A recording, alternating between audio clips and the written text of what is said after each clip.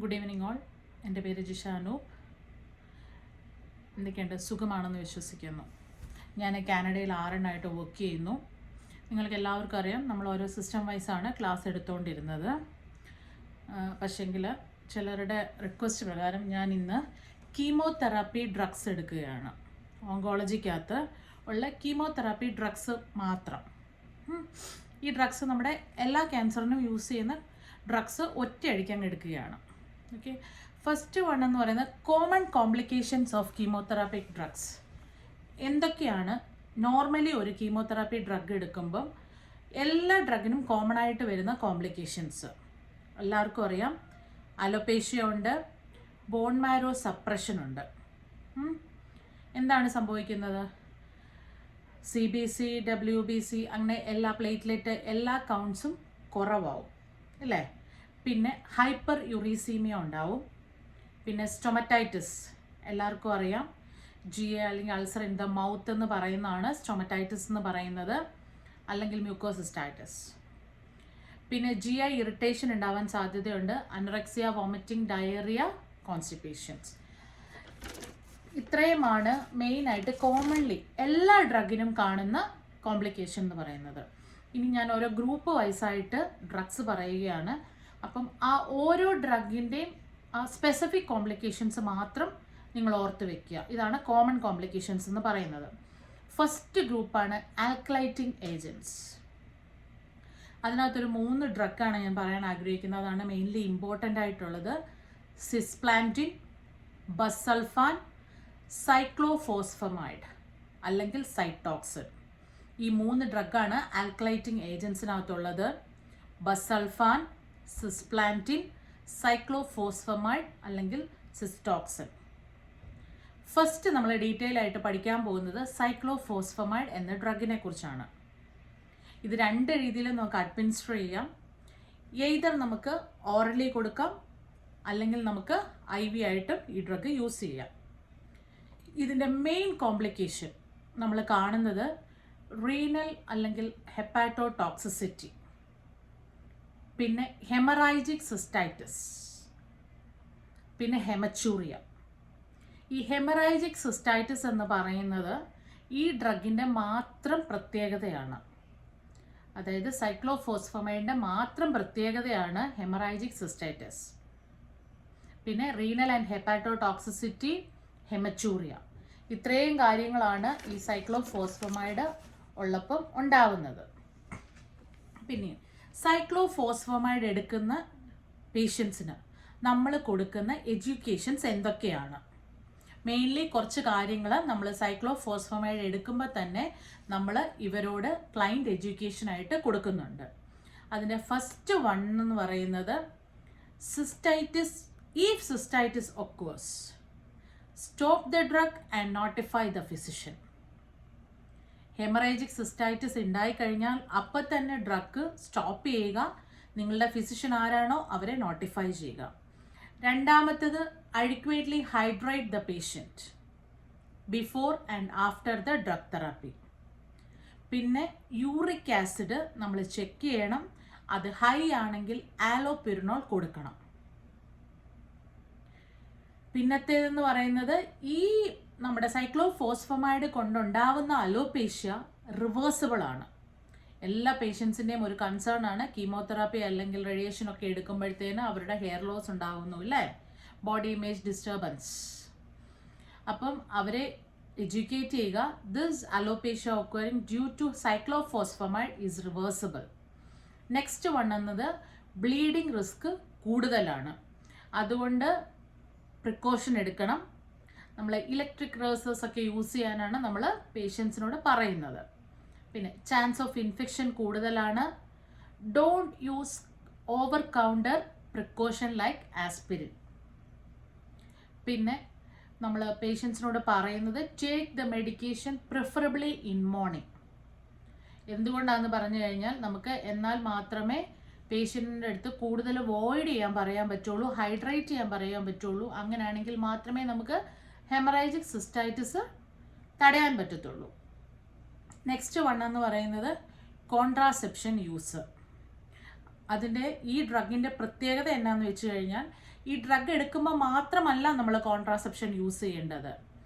Drug stop ചെയ്ത് പിന്നെ വരുന്ന 3 to 4 months കൂടെ കോൺട്രാസെപ്ഷൻ യൂസ് ചെയ്തിരിക്കണം. കാരണം ബർത്ത് ഡിഫക്ട്സ് ഉണ്ടാവാനുള്ള സാധ്യതയുണ്ട്, അല്ലെങ്കിൽ കഞ്ചനൈറ്റൽ അനോമലീസ് ഉണ്ടാവാനുള്ള സാധ്യതയുണ്ട് ഈ ഡ്രഗ് എടുത്തവർക്ക്. പിന്നെ ബ്രസ്റ്റ് ഫീഡ് ചെയ്യുന്ന ഒരു മദർ ആണെങ്കിൽ സൈക്ലോഫോസ്ഫമൈഡ് എടുക്കുമ്പോൾ സ്റ്റോപ്പ് ബ്രസ്റ്റ് ഫീഡിങ്. പിന്നത്തെ ഒരു എഡ്യൂക്കേഷനായിട്ട് നമ്മൾ കൊടുക്കുന്നതാണ് irreversible sterility in both males and females. ഇത്രയും കാര്യങ്ങളാണ് നമ്മൾ ക്ലൈൻറ്റ് എഡ്യൂക്കേഷനായിട്ട് പറയുന്നത്. നമ്മൾ ഫസ്റ്റ് ഡ്രഗ് നമ്മൾ കണ്ടത് ആൽക്കലൈറ്റിംഗ് ഏജൻസിനകത്ത് സൈക്ലോഫോസ്ഫമൈഡ് ആണ്.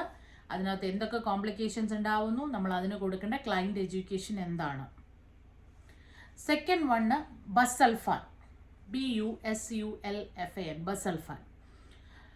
ബസൾഫാനിനകത്ത് എന്താണ് കോംപ്ലിക്കേഷൻ ഉണ്ടാവുന്നത്?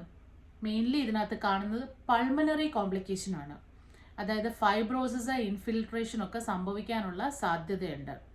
നെക്സ്റ്റ് വൺ യൂറിക് ആസിഡ് ഇതിനകത്തും ഹൈ ആണ്. സ്റ്റൊമറ്റൈറ്റിസ് ഉണ്ടാവുന്നു, പെർസിസ്റ്റന്റ് കഫ് ഉണ്ടാവുന്നു, ലേബേർഡ് ബ്രീത്തിങ്. മെയിൻലി ഈ ഡ്രഗ് ഉണ്ടാവുന്ന കോംപ്ലിക്കേഷൻ എന്ന് പറയുന്നത് നമ്മുടെ റെസ്പിറേറ്ററി സിസ്റ്റം അല്ലെങ്കിൽ പൾമനറി സിസ്റ്റമാണ്. പൾമനറി സിസ്റ്റത്തിനകത്ത് മെയിൻലി നമ്മൾ കാണുന്നത് പൾമനറി കോംപ്ലിക്കേഷൻ എന്ന് പറയുന്നത് ഫൈബ്രോസിസും ഇൻഫിൽട്രേഷനുമാണ്. പിന്നെ അപ്പം അങ്ങനെയുള്ള പേഷ്യൻ്റ് ആകുമ്പോൾ നമ്മൾ എന്തൊക്കെ കാര്യങ്ങളാണ് നമ്മൾ ഈ പേഷ്യൻറ്റിന് ഈ ഡ്രഗ് കൊടുക്കുമ്പോൾ മെയിൻലി മോണിറ്റർ ചെയ്യേണ്ടതെന്ന് വെച്ച് കഴിഞ്ഞാൽ റെസ്പിറേറ്ററി സൈൻസ് ആൻഡ് സിംറ്റംസും, ലേബേർഡ് ബ്രീത്തിങ് ഉണ്ടോ അല്ലെങ്കിൽ പെയിൻ വൈൽ ബ്രീത്തിങ് ഉണ്ടോ, ഈ കാര്യങ്ങൾ SpO2 ഒക്കെ നമ്മൾ പേഷ്യൻറ്റിൻ്റെ എസ്പെഷ്യലി നോക്കിയിരിക്കണം നമ്മൾ ഈ ഡ്രഗാണ് കൊടുക്കുന്നതെങ്കിൽ. പിന്നെ ഇതിനകത്ത് എന്തൊക്കെ ടീച്ചിങ് ആണ് കൊടുക്കുന്നതെന്ന് വെച്ച് കഴിഞ്ഞാൽ ഇതും കോൺട്രാഇൻഡിക്കേറ്റഡ് ആണ് for pregnancy, no breast feeding, sterility ഉണ്ടാവാനുള്ള സാധ്യതയുണ്ട്, ബ്ലീഡിങ് പ്രിക്കോഷൻസ്. ഈ 4 കാര്യങ്ങളാണ് നമ്മൾ ക്ലൈൻറ്റ് എഡ്യൂക്കേഷനായിട്ട് കൊടുക്കുന്നത്. നെക്സ്റ്റ് ഡ്രഗ് എന്ന് പറയുന്നത് സിസ്പ്ലാന്റിൻ. സിസ്പ്ലാന്റിൻ ക്യാൻ ഗീവ് ഓൺലി IV മാത്രമുള്ള ഡ്രഗാണ് സിസ്പ്ലാന്റിൻ എന്ന് പറയുന്നത്. മെയിൻലി നമ്മൾ കൊടുക്കുന്നത് പാലിയേറ്റീവ് തെറാപ്പിയിലിരിക്കുന്ന പേഷ്യൻസിനാണ് നമ്മൾ സിസ്പ്ലാന്റിൻ കൊടുക്കുന്നത്. സിസ്പ്ലാന്റിൻ്റെ മെയിൻ കോംപ്ലിക്കേഷൻ എന്ന് വെച്ച് കഴിഞ്ഞാൽ ഓട്ടോടോക്സിസിറ്റിയാണ്. അതായത് ടിനിറ്റസ്, വെർട്ടിഗോ ഉണ്ടാവാനുള്ള സാധ്യതയുണ്ട് ഈ സിസ്പ്ലാന്റിൻ എടുക്കുന്ന പേഷ്യൻസിന്. നെക്സ്റ്റ് വൺ നെഫ്രോടോക്സിസിറ്റിക്കുള്ള സാധ്യതയുണ്ട്, ബോൺമാരോ സപ്രഷനുള്ള സാധ്യതയുണ്ട്, പിന്നെ റീനൽ ടോക്സിസിറ്റി, ഹെപ്പാറ്റോടോക്സിസിറ്റി. ഇത്രയുമാണ് സിസ്പ്ലാന്റിൻ എടുക്കുന്ന ഡ്രഗ്സിന് നമ്മൾ നോക്കുന്ന കോംപ്ലിക്കേഷൻസ് എന്ന് പറയുന്നത്. ഇതൊരു വെസിയൻ ഡ്രഗാണ്. പിന്നെ നമ്മൾ മെയിൻലി പേഷ്യൻസിൻ്റെ ഇലക്ട്രോലൈറ്റ്സ് മോണിറ്റർ ചെയ്യണം. കാരണം റീനൽ ടോക്സിസിറ്റി, ഹെപ്പാറ്റോടോക്സിസിറ്റി എന്നൊക്കെ പറയുമ്പോൾ തന്നെ പേഷ്യൻസിന് ഹൈപ്പോനെട്രീമിയ, ഹൈപ്പോഫോസ്ഫറ്റീമിയ, ഹൈപ്പോകാൽസീമിയ, ഹൈപ്പോകാലീമിയ അങ്ങനത്തെ എല്ലാം കുറയാനുള്ള സാധ്യതയാണ് ഈ ഡ്രഗ് കൊടുക്കുന്നവർക്കുള്ളത്. അപ്പം ഇലക്ട്രോലൈറ്റ്സ് ആണ് മെയിൻലി നമ്മൾ സിസ്പ്ലാന്റിൻ കൊടുക്കുന്നവർക്ക് മോണിറ്റർ ചെയ്യുന്നത്. നെക്സ്റ്റ് വൺ എന്ന് പറയുന്നത് മെയിൻലി നമ്മൾ ബ്രസ്റ്റ് ഫീഡിങ് സ്റ്റോപ്പ് ചെയ്യുക ഈ ട്രീറ്റ്മെൻറ്റിൽ. ഓക്കെ, ഇത്രയുമാണ് സിസ്പ്ലാന്റിൻ. ഈ 3 ഡ്രഗാണ് നമ്മൾ ആൽക്കലൈറ്റിംഗ് ഏജൻസ് ആയിട്ട് പഠിക്കുന്നത്. നെക്സ്റ്റ് വൺ എന്ന് പറയുന്നത് ആൻറ്റി മെറ്റബോളൈറ്റ്സ്. അതിനകത്തെ ഫസ്റ്റ് ഡ്രഗാണ് മീതോട്രക്സേറ്റ്. നിങ്ങൾ ഒരുപാട് കേട്ടിട്ടുണ്ടാവും മീതോട്രക്സേറ്റ് എന്ന് പറയുന്നത്. പല സാഹചര്യത്തിൽ, കാരണം എനിക്ക് കഴിഞ്ഞ ദിവസം ഞാൻ നമ്മുടെ എക്ടോപിക് പ്രഗ്നൻസി പഠിപ്പിച്ചപ്പോഴൊക്കെ ഞാൻ പറഞ്ഞിരുന്നൊരു ഡ്രഗാണ് മീതോട്രക്സേറ്റ് ഡ്രഗ്. ഓക്കെ, ഇതിൻ്റെ സൈഡ് എഫക്ട്സ് എന്ന് പറയുന്നത് ഫോട്ടോ സെൻസിറ്റിവിറ്റി, ഹെപ്പാറ്റോടോക്സിസിറ്റി, ന്യൂമോണിയ ഉണ്ടാവാനുള്ള സാധ്യതയുണ്ട്. പിന്നെ പൾമനറി ഇഷ്യൂസ് ഉണ്ടാവാനുള്ള സാധ്യതയുണ്ട്. ഇതിനും കോൺട്രാസെപ്ഷൻ നീഡഡ് ആണ് ആഫ്റ്റർ 2 to 3 months നമ്മളിത് സ്റ്റോപ്പ് ചെയ്ത് കഴിഞ്ഞിട്ടും. പിന്നെ ഇതിന് ഫോട്ടോ സെൻസിറ്റിവിറ്റി ഉള്ളത് കാരണം ഹൈലി പ്രൊട്ടക്റ്റഡ് ക്ലോത്ത് ഫ്രം സണ്ണാണ് നമ്മൾ യൂസ് ചെയ്യേണ്ടത്. ഇതാണ് മീതോട്രക്സേറ്റ് എന്ന് പറയുന്നത്. ആൻറ്റി മെറ്റബോളൈറ്റ്സ് ആണ്. ഇത്രയും സൈഡ് എഫക്ട്സ് ആണ് ഉണ്ടാവുന്നത്. പിന്നെ നമ്മൾ മെയിൻലി പേഷ്യൻസിനോട് പറയുന്നത് ഈ drug take in empty stomach. Underline ചെയ്ത് വെക്കുക. എന്തുകൊണ്ടാണെന്ന് പറഞ്ഞു കഴിഞ്ഞാൽ ഫുഡിൻ്റെ കൂടെ ഇത് എടുത്തു കഴിഞ്ഞാൽ ഡിലേ അബ്സോർപ്ഷനാണ്. ഓക്കെ, പിന്നെ ഇതിന് വരാമാവുന്ന ഏറ്റവും വലിയൊരു കോംപ്ലിക്കേഷൻ എന്ന് പറയുന്നത് ഫോളിക് ആസിഡ് ഡെഫിഷ്യൻസിയാണ്. അതായത് ഈ മീതോട്രക്സൈറ്റ് എന്ന് പറയുന്നത് ഫോളിക് ആസിഡിൻ്റെ ആൻറ്റഗണിസ്റ്റ് ആണ്. അപ്പോൾ നമ്മൾ എന്നാ ചെയ്യണേ? ല്യൂക്കോവോറിൻ റെസ്ക്യൂ തെറാപ്പി നമ്മൾ സ്റ്റാർട്ട് ചെയ്യും. LEUCOVERIN leucovorin rescue therapy. ഇതെന്ന് പറയുന്നത് ഒരു റെഡ്യൂസ്ഡ് ഫോം ഓഫ് ഫോളിക് ആസിഡാണ്. എന്തുകൊണ്ട്? അപ്പം നിങ്ങൾ ചിന്തിക്കുന്നുണ്ടാവും, എന്തുകൊണ്ട് നമുക്ക് ഫോളിക് ആസിഡ് തന്നെ അങ്ങ് കൊടുത്തുകൂടാ? ഫോളിക് ആസിഡ് ഇതിൻ്റെ ആൻറ്റഗോണിസ്റ്റ് ആയതുകൊണ്ടും അത് ഇതിൻ്റെ കൂടെ കൊടുത്തു കഴിഞ്ഞാൽ മീതോട്രക്സൈറ്റിൻ്റെ ആക്ഷൻ കുറയും. അതുകൊണ്ടാണ് നമ്മൾ small form of folic acid കൊടുക്കുന്നത്.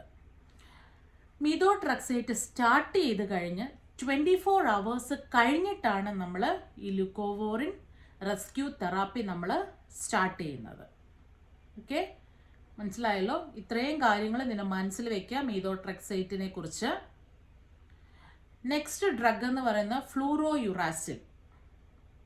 അലപ്പോഷ്യ വരാൻ സാധ്യതയുണ്ട്, GI ഇഷ്യൂസ് വരാൻ സാധ്യതയുണ്ട്, ഇസോഫാഗൈറ്റിസ് വരാൻ സാധ്യതയുണ്ട്, ഓറൽ ത്രഷ്, അങ്ങനെ മെയിൻലി നമ്മുടെ GI പ്രശ്നങ്ങളാണ് ഈ ഫ്ലൂറോയുറാസിൽ കാരണം ഉണ്ടാവുന്നത്. നെക്സ്റ്റ് വണ്ണാണ് സൈറ്റാർബിൻ. സൈറ്റാർബിനും സെയിം കോമൺ കോംപ്ലിക്കേഷൻസ് ഉണ്ടാവും. അതിൻ്റെ കൂടെ തന്നെ ഹെപ്പാറ്റോടോക്സിസിറ്റി ആൻഡ് പൾമണറി എഡിമ. ഇത്രയുമാണ് ആൻറ്റി മെറ്റബോളൈറ്റ്സിനകത്ത് നമ്മൾ പഠിക്കുന്നത്. മീതോട്രക്സൈറ്റ്, ഫ്ലൂറോയുറാസിൽ, സൈറ്റാർബിൻ. ഓക്കെ, നെക്സ്റ്റ് വൺ എന്ന് പറയുന്നത് പ്ലാന്റ് ആൽക്കലോയിഡ്സ്. അതൊരു നെക്സ്റ്റ് ഗ്രൂപ്പാണ്. അതിനകത്തെ ഒരു ഡ്രഗാണ് വിൻക്രിസ്റ്റിൻ അല്ലെങ്കിൽ ഓൺകോവിൻ എന്നൊക്കെ പറയണത്. ന്യൂറോടോക്സിസിറ്റി ആണ് മെയിൻലി ഇതിൻ്റെ സൈഡ് എഫക്റ്റ് എന്ന് പറയുന്നത്. ഇത് ഓട്ടോണമിക് നെർവസ് സിസ്റ്റത്തിനെയാണ് ഡാമേജ് ചെയ്യുന്നത്. പിന്നെ ഉള്ള ഒരു പ്രശ്നം എന്ന് പറഞ്ഞു കഴിഞ്ഞാൽ പേഷ്യൻസിന് കോൺസ്റ്റിപ്പേഷൻ വരാനുള്ള സാധ്യതയുണ്ട്, യൂറിൻ റിട്ടൻഷൻ വരാനുള്ള സാധ്യതയുണ്ട്. നെക്സ്റ്റ് ഡ്രഗാണ് വിൻബ്ലാസ്റ്റിൻ. വിൻക്രിസ്റ്റിനും വിൻബ്ലാസ്റ്റിനും ഓൾമോസ്റ്റ് സെയിം കോംപ്ലിക്കേഷൻസ് തന്നെയാണ് കേട്ടോ. നെക്സ്റ്റ് നമുക്കറിയാം, നെക്സ്റ്റ് ഇനി ഒരു ഗ്രൂപ്പും കൂടെ ഉണ്ട്, ആൻറ്റി ട്യൂമർ ആൻറ്റിബയോട്ടിക്സ്. അതിനകത്ത് 4 ഡ്രഗാണുള്ളത്. ഡോക്സോറുബിസിൻ, ഡോണോറുബിസിൻ, ഡാക്ടിനോമൈസിൻ, ബ്ലിയോമൈസിൻ. ആൻറ്റിബയോട്ടിക്സിൻ്റെ പേര് നിങ്ങൾക്കറിയാം, സിൻസിൻ എന്നൊക്കെ പറഞ്ഞ് സ്റ്റാർട്ട് ചെയ്യുന്ന പോലെ തന്നെ ഇതും എല്ലാം മൈസിൻ, ഐസിൻ എന്നൊക്കെ പറഞ്ഞുകൊണ്ടുള്ള ഡ്രഗ്സ് ആണ്. ഡോക്സോറുബിസിൻ, ഡാനോറുബിസിൻ, ഡാക്ടിനോമൈസിൻ, ബ്ലിയോമൈസിൻ. അതിനകത്ത് ഡോക്സോറുബിസിനും ഡാനോറുബിസിനും കാർഡിയോ വാസ്കുലർ ടോക്സിസിറ്റി ഉണ്ടാവാനുള്ള സാധ്യതയുണ്ട്. ബ്ലിയോമൈസിനകത്ത് പൾമണറി ടോക്സിസിറ്റിയാണ്. ഡാക്ടിനോമൈസിനകത്ത് ബോൺമാരോ സപ്രഷനാണ്. ഈ 4 ഡ്രഗിനും 4 തരത്തിലുള്ള കോംപ്ലിക്കേഷൻസ് ആണ്. അതായത് ഡോക്സോറുബിസിനും ഡാനോറുബിസിനും കാർഡിയോവാസ്കുലർ ടോക്സിസിറ്റിയാണ്, ബ്ലിയോമൈസിന് പൾമണറി ടോക്സിസിറ്റിയാണ്, ഡാക്ടിനോമൈസിന് ബോൺമാരോ സപ്രഷനാണ്. ഈ ഡാക്ടിനോമൈസിനാണ് നമ്മൾ കൂടുതലായിട്ടും പീഡിയാട്രിക് ക്യാൻസറിന് നമ്മൾ കൊടുക്കുന്നത്. ഓക്കെ, ഇനിയും ഒരു ഗ്രൂപ്പും കൂടെ ഉണ്ട്, ഹോർമോണൽ മെഡിക്കേഷൻസ്. അതിനകത്ത് നിങ്ങൾക്കറിയാം ചില ട്രീറ്റ്മെൻ്റ് ഒക്കെ, അതായത് എസ്പെഷ്യലി ഈ ഗൈനിക് കേസസിനൊക്കെ ആണെങ്കിൽ ഹോർമോണൽ ട്രീറ്റ്മെൻ്റ് ആണ് കൂടുതൽ കൊടുക്കുന്നത്. ഓക്കെ, അതിൻ്റെ ഫസ്റ്റ് വണ്ണാണ് ടാമോക്സിഫിൻ. അത് നമ്മൾ ബ്രസ്റ്റ് ക്യാൻസറിന് വേണ്ടി പ്രിവെൻഷനൊക്കെ വേണ്ടിയിട്ട് കൊടുക്കാറുണ്ട്. പിന്നെ പക്ഷേ പ്രശ്നം എന്താണെന്ന് വെച്ച് കഴിഞ്ഞാൽ ഇത് എൻഡോമെട്രിയൽ ക്യാൻസർ ഉണ്ടാവാനുള്ള ഒരു കാരണവുമാണ്. പിന്നെ കാൽസ്യം കുറയാൻ അല്ലെങ്കിൽ കൊളസ്ട്രോള്, അങ്ങനെ പല പല പ്രശ്നങ്ങൾക്കുള്ള റീസണും കൂടെയാണ് ഈ ടോമോക്സിഫിൻ. അതുപോലെ തന്നെ ഉള്ളതാണ് റാലോക്സിഫിൻ. റാലോക്സിഫിൻ നമ്മൾ മെയിൻലി യൂസ് ചെയ്യുന്നത് breast cancer in post menopausal women. Okay, ഇത്രയുമാണ് കീമോതെറാപ്പിക് ഡ്രഗ്സ് എന്ന് പറയുന്നത്. ആൽക്കലൈറ്റിംഗ് ഏജൻസ്, ആൻറ്റി മെറ്റബോളൈറ്റ്സ്, പിന്നെ hormonal treatments, anti tumour antibiotics. എല്ലാവരും എൻക്ലെക്സിനുള്ള പ്രിപ്പറേഷൻസ് തുടങ്ങി കാണുമെന്ന് വിശ്വസിക്കുന്നു. പേപ്പർ വർക്കൊക്കെ സ്റ്റാർട്ട് ചെയ്യാത്തവർ പേപ്പർ വർക്ക് സ്റ്റാർട്ട് ചെയ്യുക. ഇതുവരെ എൻ്റെ ചാനൽ സബ്സ്ക്രൈബ് ചെയ്യാത്തവരാരെങ്കിലും ഇത് വ്യൂ ചെയ്യുന്നുണ്ടെങ്കിൽ നിങ്ങൾ സബ്സ്ക്രൈബ് ചെയ്യാനും കൂടെ ശ്രമിക്കുക.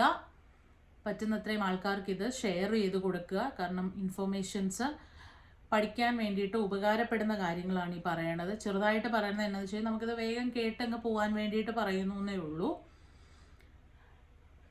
വേറെ പ്രത്യേകിച്ചൊന്നും തന്നെ ഇല്ല. എല്ലാവർക്കും നല്ലൊരു ദിവസം ആശംസിച്ചുകൊണ്ട് ഓൾ ദ ബെസ്റ്റ്.